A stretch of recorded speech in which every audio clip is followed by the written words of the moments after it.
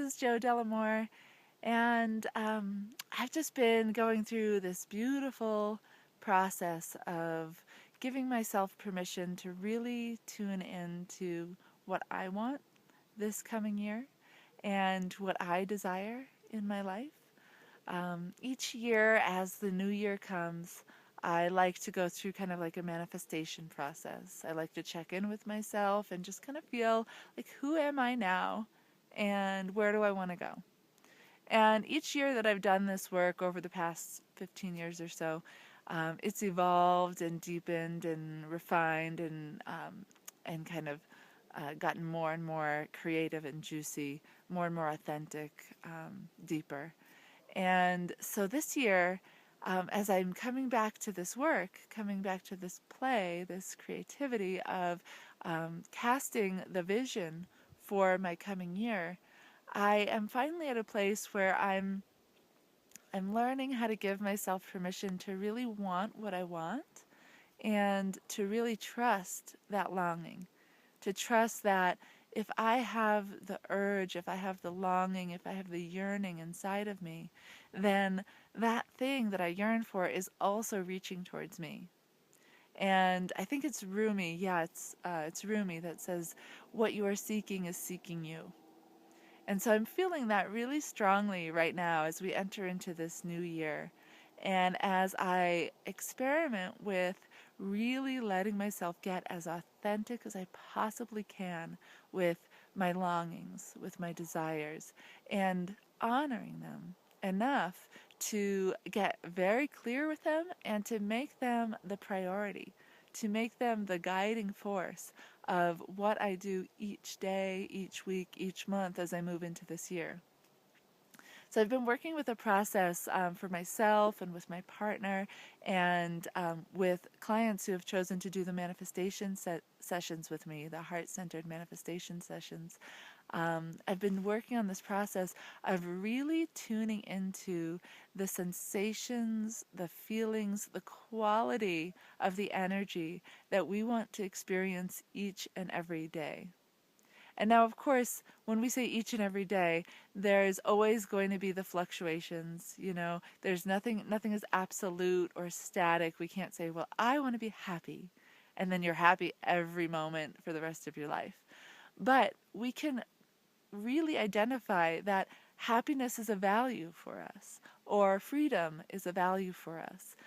Whatever it is, that sensation of, feeling creative or feeling committed or feeling grounded, whatever that is, we can identify that as a priority in our lives, and then we can hold that there each day and kind of check ourselves with it, knowing that when we fall off track, say I wanted to feel really grounded this year. I really want to feel centered and seated. And I hold that each day, and each morning I check in with that and say, what can I do today? How can I go about my day today to feel centered and grounded and seated? And then something happens in the course of the day that throws you off your seat and makes you feel all scattered and crazy, and like maybe you have an emotional trigger and you freak out and get angry or something like that. That doesn't mean that you've failed. It doesn't at all negate the process. What it does is just give you an opportunity to say, oh yeah, what do I actually want to feel? Wow, that took me off course. Now how can I bring myself back? And when we give ourselves permission to honor ourselves that much and to trust our longings and give them that kind of like put them in the driver's seat, then those moments where we fall off track become less and less, first of all. And when we do, we have a context in which to bring them back in line. This is really different than going about the year and the manifestation for the year with a set of like practical goals and a to-do list. You can develop a to-do list out of this, and that's helpful to get it kind of practical and on the ground. But when we only have the to-do list, then what we're kind of putting out for ourselves is I have to accomplish that thing no matter what. And if that means that I'm going to be stressed out and have anxiety attacks and, yell at my kids or whatever, if I'm going to allow all of these other experiences that make me feel kind of icky to be the means to that end, then what we've really set up for ourselves is just more of the same patterns, more of the same dysfunction, and we may or may not reach that goal, but it's kind of not even worth it. What we actually want when we have a goal in mind is the feeling that's going to come after we achieve that goal. Once I achieve that goal, I have this idea that I'm going to feel free, or I'm going to feel comfortable in my own skin, or I'm going to feel empowered to create what I want to create. So the trick here is to identify those feelings and then make those the priority. Make those the kind of action items for each day. That I'm going to feel comfortable in my own skin today, no matter what. Those are our no matter whats. And when we let those feelings lead, then the actions, the practicalities kind of fall in line with that. And often we find ourselves accomplishing more and even greater practical things than when we've just come from that kind of mental to-do list from the beginning of the year.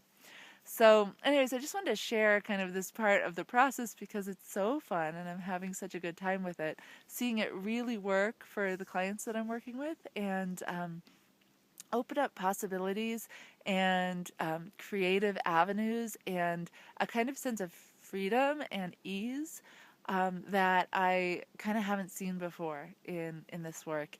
And it makes it so much more exciting, so much more engaging. It makes it so that you actually want to follow through with the things that you set forth because they make you feel good.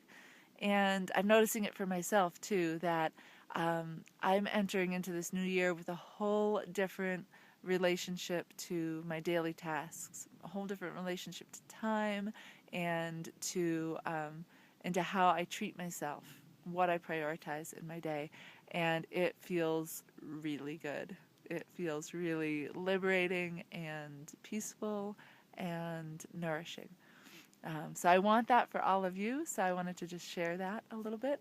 And if you are interested at all in getting engaged in this process and being guided through the kind of fun, creative experiment of how to manifest your desired feelings in this coming year, then of course please contact me. I would be happy to assist you in that process.